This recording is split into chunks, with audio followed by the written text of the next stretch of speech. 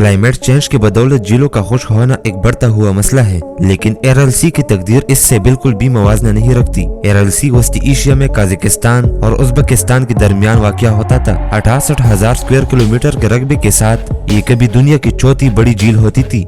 एरल सी के नाम का मतलब है सी ऑफ आइलैंड्स। एरल सी एक बार जंगली हयात का घर माना जाता था, जहाँ 300 से ज्यादा परिंदों और मछलियों की किस्में पाई जाती थी। ये झील मकामी लोगों के लिए भी सकाफती और इक्तिसादी अहमियत रखती थी, जिनका जरिया माश माहीगीरी पे मुनहसर होती थी।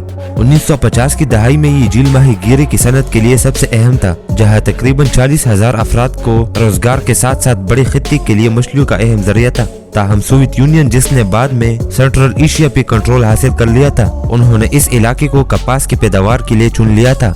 चूंकि कपास की पैदावार के लिए बहुत ज्यादा पानी की जरूरत होती है, इसलिए उन्होंने आसपास के सहराई इलाकों को सैराब करने के लिए दरियाई अम्मू और दरियाई सेव का रुख मोड़ने का फैसला किया। दोस्तों, इस आइडिया ने तो अपना काम कर दिया, लेकिन इस आइडिया ने बहुत बड़ी तबाही भी मचा दी थी।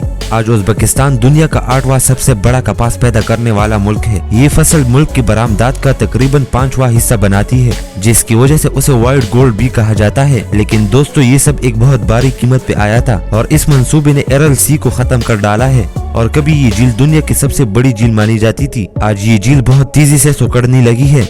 60,000 स्क्वायर किलोमीटर पे मौजूद ये झील सिर्फ चंद सालों में ही खुश्क हो चुका है। साहिल की करीब बंदरगाहें खत्म हो चुकी है, नमकियात की सतह में बहुत ज्यादा इजाफा हो चुका है और चंद दिहाइयों के अंदर झील के साथ साथ माहीगीरी की सनत भी सूख चुकी है। आज जिस झील को अपने बड़े होने की वजह से समंदर का दर्जा दिया जाता था, वहाँ उनके सिर्फ 2 छोटे छोटे टुकड़े रह चुके हैं। सोवियत यूनियन जानती थी कि एरल सी उनके मंसूबे के बाद गायब हो जाएगी, लेकिन उन्होंने वह दूसरे असरात की पेशगोई भी नहीं की, जिसकी वजह से मकामी लोगों के लिए वह संगीन नताइज बरामद हुए। वहाँ के आसपास के लोगों में सांस लेने की दुश्वारी और कैंसर की बीमारी फैलने लगी, जहाँ बच्चे खास तौर पे बहुत कमजोर थे, जहाँ बच्चों की शरह अमवात 75% तक पहुँच गई थी और यहाँ की आबादी का कम से कम 5वां हिस्सा गुर्बत की लकीर के नीचे जिंदगी गुजर रहा था। और यहाँ अंदाजे के मुताबिक यहाँ माहाना तनख्वाह कजाकिस्तान के मालियाती दारुल हुकूमत से 3 गुना कम बताई जाती थी। कपास की वजह से पानी के जराए में नमकियात और मादनियात में इजाफा, मुसलसल इस्तेमाल और सनती केमिकल का फैलाव एरल सी के इलाके में इंसानी सेहत के लिए मसाइल की वजूहात पैदा कर रही थी।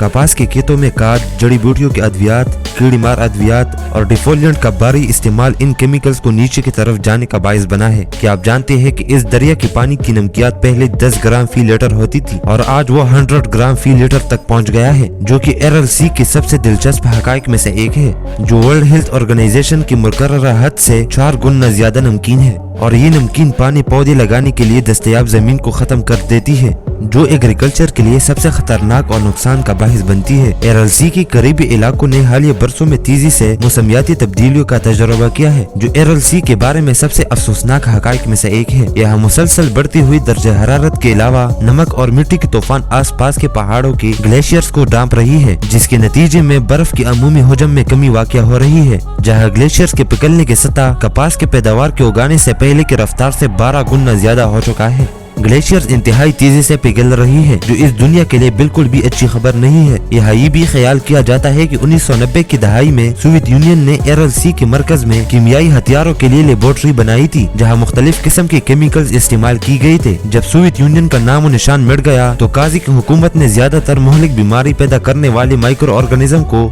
दफन कर दिया था और खुशकिस्मती से काज़ी हुकूमत ने इन इलाकों को आलूदगी से पाक साफ कर दिया था। क्या आप जानते हैं कि एरल सी को समंदर यानी सी क्यों कहा जाता है, बजाय ये कि वो एक झील है। एरल सी, जो कि 1970 की दिहाई में ये झील 68,000 स्क्वायर किलोमीटर के साथ दुनिया का लंबा झील होता था। ये इतना लंबा होता था कि उसको समंदर का दर्जा दिया जाता था, जहाँ 1000 से ज्यादा आइलैंड पाए जाते थे और उसे सी ऑफ आइलैंड्स कहा जाता था। हालांकि हमने इस वीडियो में इस झील को खत्म करने के बारे में बताया, लेकिन सवाल यहाँ ये भी है कि क्या ये झील दोबारा अपनी पुरानी हालात में आ सकता है। तो दोस्तों, 21वीं सदी ने इस झील के लिए कुछ अच्छी खबरें रखी है। 2005 में काज़ी हुकूमत ने कुकराल डैम बनाया था, जिनका मकसद इस झील को दोबारा से बहाल करना था। तब से पानी की सतह में इजाफा हो रहा है और नमकियात की सतह में कमी आई है और माहीगीरी जज़वी तौर पर दोबारा से शुरू हो चुकी है। मछलियाँ और परिंदे दोबारा से यहाँ आबाद होने लगे हैं, जिसकी वजह से मकामी लोगों ने कुकराल डैम को मैजिक डाइस का नाम दिया है। काज़ी की हुकूमत ने मुस्तकबिल के लिए बहुत ज्यादा मंसूबे बनाई है, ताकि इस झील को दोबारा से अपनी पुरानी हालत में वापस ला सके।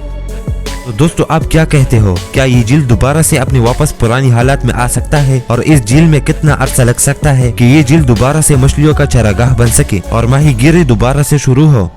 कमेंट में बता दीजिएगा। तो दोस्तों अगर वीडियो अच्छी लगी हो तो काइंडली लाइक फॉलो सब्सक्राइब करें ऐसी ही अच्छी वीडियोस देखने के लिए।